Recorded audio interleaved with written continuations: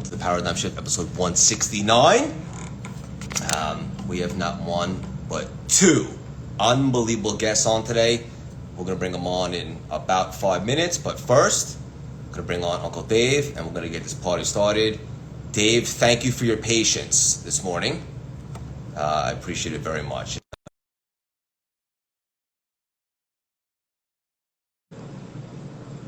How's everybody doing? Let us know in the chats how you guys are feeling.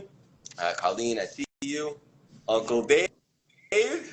Good morning. Good morning. Thank you for your patience. How are you? I'm great, man. How are you? Doing great. Chicago? I am in Chicago to celebrate my daughter's birthday, who was born on Father's Day. So therefore, they will be celebrating Father's Day, and I will be celebrating her birthday. So I'm super excited about the duplicative celebrations. I believe in celebrating everything celebratable. So I am now celebrating Paradigm Shift, episode 169. Exactly. So if we were to divide that by 52, it's probably about 3.5 years.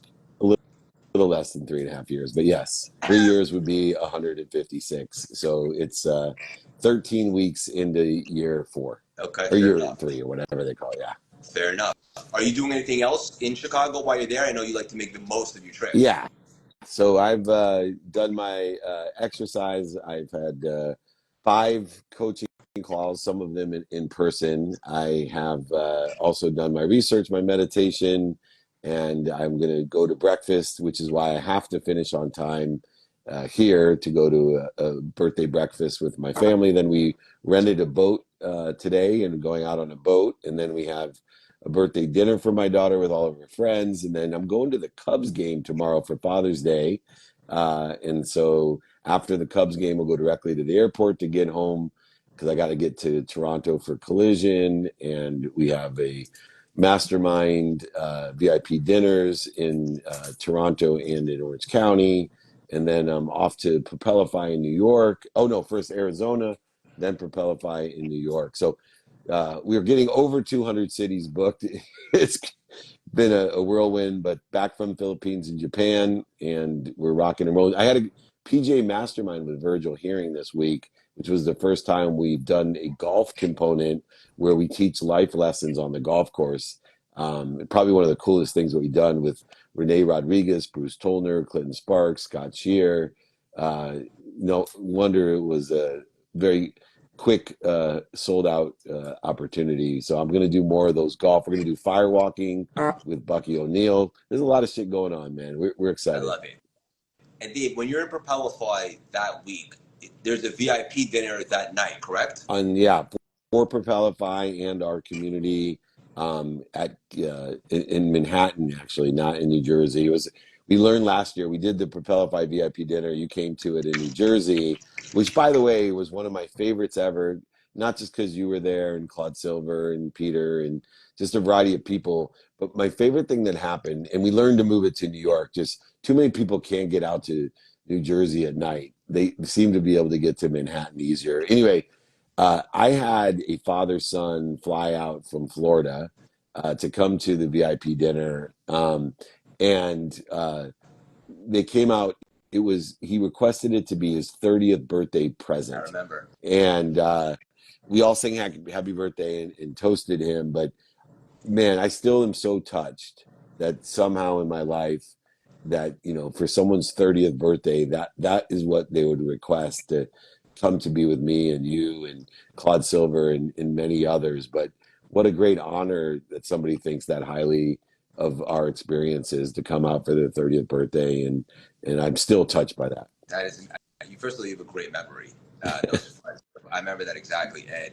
And of all the things in the world that he wanted to do on his 30th birthday was to save up a budget to go to a trip to you. Yeah, from Florida. Really, so it was not an easy trip. It wasn't like driving in from the city, right?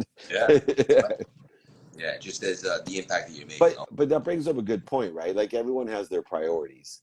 So tons of people were like, man, I can't come because it's in New Jersey, right? And then here, the priority for him was, look, I'm going to cancel everything else. It's a priority for me to fly from Florida with my dad to celebrate your birthday. And so I think it's important because people have a need to be offended, a need to feel guilty and resentful. It's just a priority. Like when I tell my family I can't make something, I don't bullshit around of like, oh, I got this, and everyone goes below the line. It's just, bro, it's obviously not the priority. And so I know now where my priorities lie and I support them on my side. I think a lot of other people may not have clarity of that and they feel resentful or guilty or whatever they do. For me, it's just a matter of knowing, hey, this is your priorities and I'm all for it. Let me know how I can support you in your priorities. Yeah, I think having a human experience, sometimes when it's a really tough decision, sometimes it's a little natural to feel a little bit bad, but I agree with you. Yeah. Yeah. Anywho, one quick question, then we're going to bring on our guests. Ready for me? Yeah, I'm ready. Okay. I was looking at your content, which should be homework for everybody immediately following this conversation, and you were talking about your reaction to fear. How do you monitor that? And then once you identify it, how can you correct it, Uncle Dave? Well, that's a nice thing about looking at the reaction to fear, not fear itself. Fear is so hard to understand. So fear itself is difficult to understand because it could be past lives, it could be womb trauma, childhood trauma. There's things that impact us fear wise. The reaction to fear is instant and obvious. You know when you're worried, anxious, frustrated, guilty, resentful, angry. You know that immediately. And so for me, I'm always looking for one, the clues that are instant and obvious about the patterns of my reaction to fear. And so when I understand that I have a propensity for a need to be offended, for example, I have a propensity to be offended by, which is a terrible propensity because if you have a need to be offended, just walk out the door. You'll be offended. And so I've worked on spending minutes and moments in that pattern of the reaction to fear because there's only two types of behavior. Good behavior is that which is going to get to me to where I want to be or better. Bad behavior is that which is interfering with it. It's our reaction to fear that interferes with where we want to be or better. Yeah. Speaking of beautiful souls, Krista, thank you for joining us. How are you? Hi, I'm good. How are you doing? Doing great. We're pumped to have you here. Where are you dialing in from? Where are you right now? I'm in Northern California, so I am in between Sacramento and San Francisco. Okay. Very cool. I love this is your 169th week that you guys have done this. That is freaking awesome. It Not could be only that, considered torture. I know. I was like 169 weeks. That's good. So obviously it must be working. yeah, thank you for saying that. Consistency is a superpower, and no weeks off. And even Dave last week hopped on from Japan. Oh my gosh, that's amazing. I really appreciate you guys having me, Craig and David. This is it's cool. Yeah, On let's Saturday, I start. was like, Saturdays, huh? I know. I don't know how that all happened, but it's happened, and we're still here. That's Let's awesome. dive right in. And for our community, if you're not familiar with Krista, do a deep dive, do a follow, play catch up. A couple cool questions that I think will be valuable. Number one, how does one become top 1% real estate agent on the planet? I think desperation is probably the main thing in the beginning.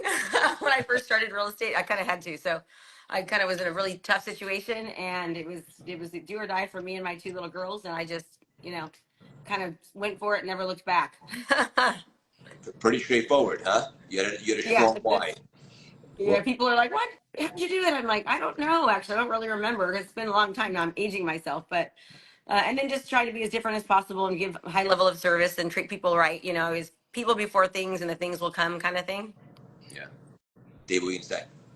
I was going to say that, the common denominator of all successful people is a desire that they must be what they can be. And within the context of you must be what you can be desperate situations. And I even remember when I lost everything, my uncle, my wife's uncle said, I can't wait to see what Dave does with his back against the wall. And indicative of that is I've always had a desire that I must be what I can be. But when pushed and pulled by being at a basement, there's a huge advantage for people who have that desire. Now, some people will say you have to be to that place. Well, I didn't have to be to that place to get the first time to be worth over $100 million, but it was a different perspective when I lost it all. And so I think it's important that we decipher between just being desperate because we're in a really shitty position to the extraordinary circumstance and effort that's aligned with it in this case, and in yours and mine, Craig, that not only did we have our back against the wall and we were desperate, but we had that desire that we must be what we can be, that created a huge opportunity for us where other people hit those bottoms and they end up in really shitty situations for the rest of their lives. Yeah, yeah, beautifully said. A lot of Yeah, people use it as an excuse too. It's like, oh, I had a rough time and this is why I'm not successful.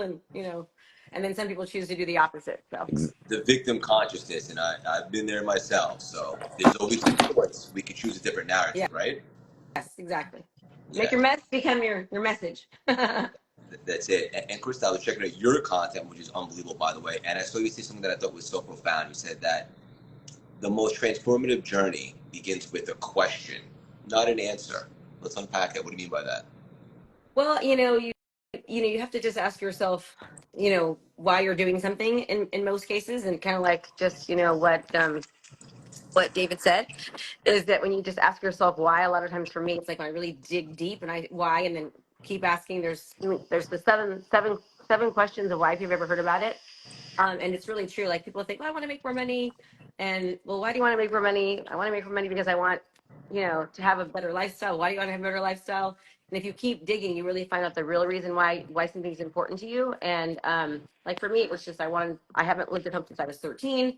Had kind of a rough upbringing, and so I was in a situation where I wanted to make sure that my daughters were safe and secure, and I could, they could grow up in a very happy, loving home, and that was my why. And so it kind of drove me to just push, to push even when times are hard. And I'll tell you right now, real estate's hard. I coach, thousands of agents across the country, and it's been one of the hardest markets since 2008, and they are struggling, right? And so it's like now more than ever, my goal is just to help people, like, just keep going, keep going, keep going. And it's been, I think, tough for a lot of the world lately. And so really pushing and trying to keep a positive outlook. And, it's very important right now for most people. Amen. Hmm. Yeah, it's interesting in understanding our why and asking questions. And for me, it's applying our why and understanding what I'm doing to interfere with my why in the perspective of for the sake of what. And a lot of people can't answer that question for the sake of what. And when we know for the sake of what I'm doing something, we can go against human nature, against our intuition. A counterintuitive measure is to be committed to consistency in a difficult time or in a suffering. And so when we know for the sake of what we're doing something, we can actually apply our why and identify those reactions to fear, identify the interference that we have with worry and anxiety, the primary attention and intention that people give on what's missing, what they don't have, which is indicative of where people will end up. And so I think it's so important. And what I love, Krista, about what you're doing is empowering others through the difficult times, because the margins of millionaires, even in real estate, are made during this time. And I take a simple approach coming from someone who in 2008 lost over $100 million, mostly in real estate, and has taken advantage since then. And even now, the real money lies in two areas: cash flow and convincing people to sell. And so those people in real estate today that understand cash flow, because if anything cash flows today, it's going to cash flow in the future, where all the criteria are today. But two, the real money is there's a ton of opportunity in people that aren't selling. And so if you can convince people to sell as your primary in real estate, your primary skill set capability, there's millions of dollars to be made in real estate today by convincing people to sell, whether it's commercial, residential. There's a variety of opportunities that are available, and getting people to get focused instead of, oh, interest rates are high. And so over 50% of the real estate agents have quit because interest rates are high, is ridiculous. And that's the difference between, as Craig, the extra milers and the empty milers. There's a ton of extra milers in real estate. They go the extra mile every once in a while, and they use it to justify why they have no business, compared to the people that are committed every day to apply their why for the sake of something bigger than them. Oh, it's so true. So many people have had like their best years in business right now because of the fact that so many people are using the market as an excuse as to why they're not successful. other people are having the very best years of their life. And it's like anything else. I think with any career that you're in, I believe that differentiation, like the more you can differentiate yourself, and no matter what it is that you're doing, the more that you will stand out. So you need to figure out, like, whatever career you're in, if it's not real estate, what are you doing to really make people notice, and but in a way, in a manner that, like, you're doing it all the time, right? And so people can see that. And so there's competition, I think, in every industry. I mean, you guys know that. And so whatever you can do as an entrepreneur or as a business owner to really, really stand out. And when you asked me the question earlier, how did I do so well in real estate? I will say that that was one of the ways, is that very early on, I was like, how can I make sure that I'm doing things a little differently so that people take notice, right? Stupid examples are like people back, in the day would do like black and white flyers. And so I would do like 4-page color brochure. I'd stick like a CD on the sign with like 50 pictures in it, just weird little things that was different. I think any profession is that way, right? No matter if you're selling cars or if you're selling, online products, how can you show up in a way that people go, wow, why isn't everybody else doing that? So I think something that's important in business. Beautifully said. Chris, if you have 5-10 minutes, I'd love for you to hang out. We're going to bring on our second guest. If not, we understand. Wait till you guys meet this stud, David, who is a relationship expert. Could all use a little bit more skills in relationship building, I would say. There he is. What's up out there? How you doing, David? How are you guys? Doing great. Thanks for joining. Where are you dialing in from? I'm in Malaga at the moment. I usually live in Ireland, but the weather can get a little depressing, so south of Spain right now. Well, thank you for joining Thank you us. so much. Yeah, we're going to dive right in. You talk a lot about relationships and specifically with men and so forth, and I find your content so profound and helpful. One of the things you talk about is for anyone looking for the relationship is to first define what you're looking for in a relationship. How important is that? It's the most important thing, because if you don't know what you're looking for, you're not going to find it. Most people, most men and women, I think they stumble into relationships by accident. Happened with me and my ex-wife. And the number one predictor for relationship success, I think, is compatibility, selection. That's the number one thing. You can try as much couples therapy down the line. If your values aren't aligned, if you're not compatible, none of that is going to work. Communication is super important, but only if you're actually compatible. And to find somebody you're compatible with, you need a lot of options, but the right types of options. What are my values? What do I stand for? So you need to have real clarity. I think the same is, you guys know that better than I do, in business and in real estate, you need to have clarity of outcome. The clearer you are, the higher the probability that you'll find somebody like that. Otherwise, you'll find somebody who you're not that compatible with, and it'll lead to pain. Yeah. Dave, he's Dr. talking Bailey about wants to talk about sex. this is Dave. He's talking about relationships, but that's really a lesson for life, right? Being clear on what you want. Yeah, well, first of all, I want to know how important it is to have the coolest hair I've ever seen. So, David, you probably have a lot more options than I had when I was young, looking for compatibility. And I've been married, going to be 27 years, and that compatibility is really important. And I learned from what not to do, because both of my parents were married twice and divorced twice. And one of the biggest aspects, it's more a question than a comment, is how important is it to look for what you want in a relationship? Meaning that being married for so long, the most difficult time I had in my marriage were the first years where I was looking for what I didn't want in my wife, and I forgot about all the things, the compatible things. And today, I'm more attracted to my wife than ever.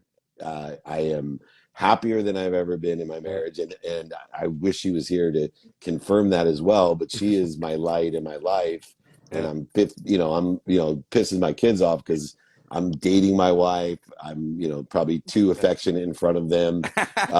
But I found the biggest distinction was when you're dating, you're looking for the best and you're telling everyone how great your girlfriend is. And then you get married and you tell everyone what a big B your wife is, and how she's ragged, and all of a sudden, once I switch the switch again, my life and my wife are extraordinary. How important is it to look for what you want in that compatibility?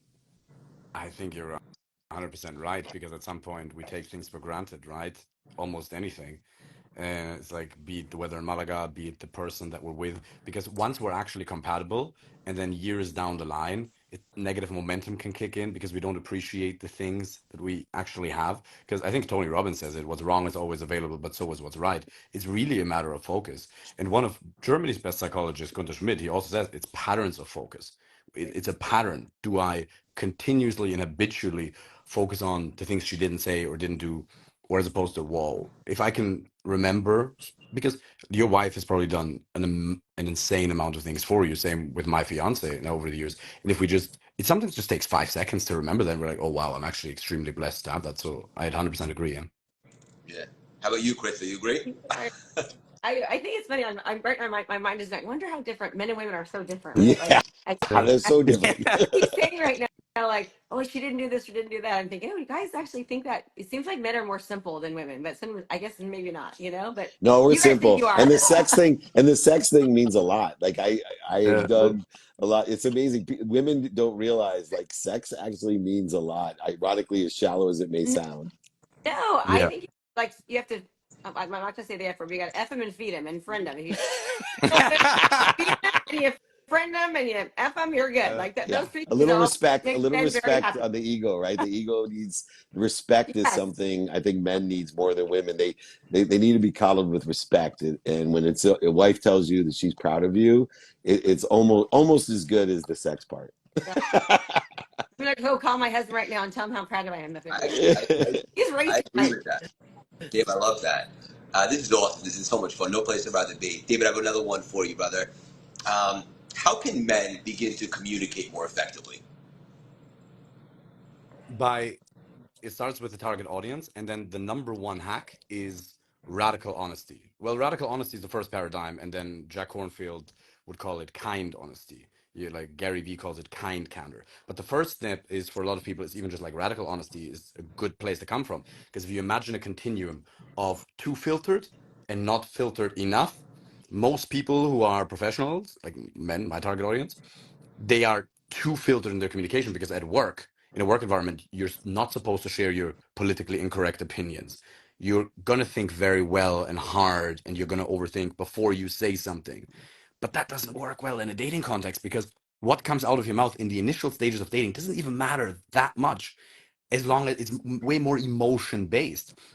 And again, to filter for compatibility, you don't necessarily do that by rolling up on the first date with a checklist, like asking her a bunch of different questions. But you can say something very provocative, like "I hate" or "I love," right? I like playful, with fun energy, with warm energy, not negative energy. If you say that, and then you'll see, well, let's see how she reacts to that. If I state a strong opinion, if I do a little bit of storytelling, if I say, okay, this is what I like, this is what, and everybody has their own way. Some people are going to be a bit louder, some people are going to be a bit calmer, but removing more filters from our communication will lead to us pushing a lot of the wrong people away, which is okay, because I'm just not, maybe that's the German in me, I don't know. I'm just not interested in platonic relationships where people pretend to be friendly to your face and they're going to stab you in the back.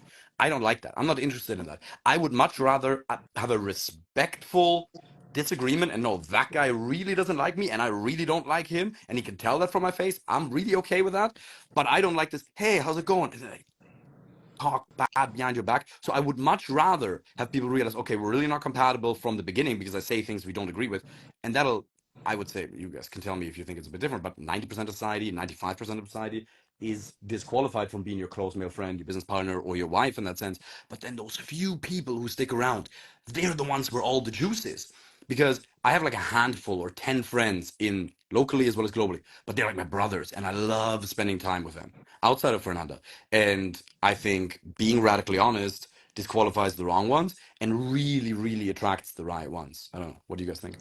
Dave, is he done or what? Yeah, of course he is. Besides his hair, he's living up to the elevated stature in which everyone sees him with, and he has a great name, which they don't name kids David anymore, but they should. Anyways, it's interesting because I see a huge energy suck, not just in intimate relationships like your business partners and your fiancés and spouses, but there's an energy suck that kids are drawn into today, especially amplified by social media, and it's between who I am and who I want people to think I am. And although social media has amplified that energy suck, it's always been in existence. And I think never better illustrated than on first dates. because I think people fall into the trap of wanting people to think I am on that first date. And then if there is compatibility, there's a huge energy suck and a discreditation that occurs in that aspect. And I see it in media. I remember when I did my first TV show, there was a famous producer that was doing it. And it was the first time that I was in front of the camera after spending so many years in executive producing, which means I raise money for content, you know, like movies and TVs. I never was in front of it. I said, so what am I supposed to act like? And the guy said, dude, you better act like yourself, because if you're successful at this, it's going to be exhausting trying to be somebody else. And I see people doing that in relationships.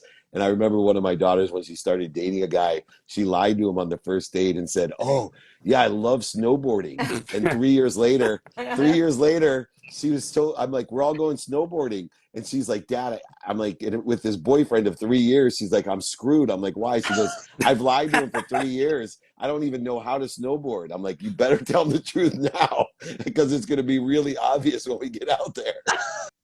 Dave, which daughter? Which daughter? Of course, Mia, the one whose birthday is here. So I have angels, and then the devil. So the straight out street hustler, she told her boyfriend, and meanwhile, obviously the relationship didn't work out in the end. But that reminds me of the power of living an authentic life.